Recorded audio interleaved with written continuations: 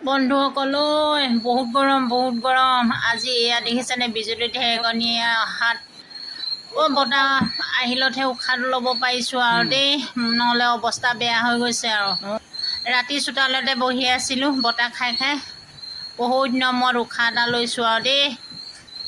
আৰু এই ফটোবিলাকে এনেকৈ তুলি ৰাখিছোঁ, বাহিৰতে বহি এই বিজুলী ঢেৰেকণীবিলাককে ফটো মাৰি আছোঁ। ইমান ভাল লাগিছে।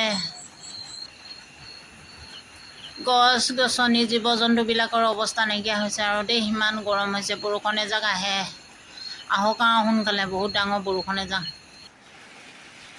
এয়া ফাইনেলি আহি গ'ল বৰষুণ আজি দিনটোত, দেখিছেনে? গছবিলাকেও হাঁহি উঠিছে, পানীকণ পায়, বৰষুণ জাক পায়, আৰু মানুহবিলাকেও সকাহ পাইছে। নহ'লে যে কি অৱস্থা হ'লহেঁতেন বাৰু।